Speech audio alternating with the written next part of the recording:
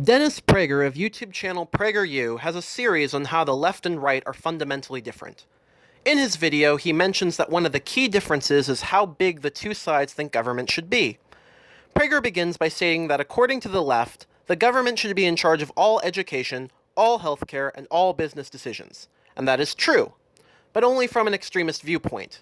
Saying that the mean stance of the left is that the government should entirely dictate these areas would be like saying that the right wants no government involvement, period, when even Prager himself mentions that certain programs are absolute necessities. He goes on to say that, to the left, there should be no power that competes with the government in an ideal society. The problem with this is that as Americans, we live in a Republican form of government, and all Republican forms of government have an inherent opponent: voters and the government itself. While the left believes that the government should be the most powerful force in society, they also believe that no one person in government should be that powerful, which we prevent using our system of checks and balances, and they believe in the power of the voter to kick out politicians who become corrupt. Prager says that the Republicans believe in limited government and absolute necessities, such as the military and helping the homeless. He fails to mention the right's belief that the government should prevent homosexuals from marrying, prevent transgendered individuals from using the restroom, and prevent marijuana usage despite overwhelming evidence that it does less harm than tobacco smoking, which is legalized in the United States. He mentions the factual follies of liberalism. He says that the ever-expanding governments will eventually collapse those economies, comparing it to a Ponzi scheme. Linked is an article by the Washington Post listing Finland, Sweden, the Netherlands, and Germany all in the top 10 economies in the world. He says that given higher tax rates, society's producers will stop working or move.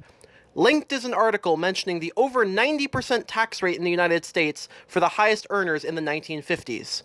He says that as states give out more money, people will ask for more money since no one has ever been offered free money and said, "No thank you, I have enough." Linked is a video in which people on the street are offered money and respond with, "No thank you, I have enough." He says that the 20th century was the most murderous century in recorded history, which he blamed on big governments. I have to imagine that he meant the atrocities such as the Holocaust, which was broken up by the governments of the United States, England, the Soviet Union, Canada, and Holland, just to name a few of our allied powers. He says that big companies have only limited ability to hurt you, while the government has, essentially unlimited, ways to do evil. Here are a few of the ways that companies can hurt you. They can pollute the environment, with polluted air being the cause of 5.5 million deaths a year according to the link below. They can sell products known for addiction and death. Tobacco kills 480,000 people a year. And they can make life-saving medicine cost too much. Turing Pharmaceuticals raised the price of a drug treating parasitic infection from $13.50 to $750. He also mentions that in the United States, people donate more to charity than outside of it.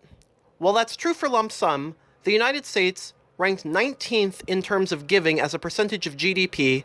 They gave less per person than 5 European countries, and were ranked 6th in terms of helping others.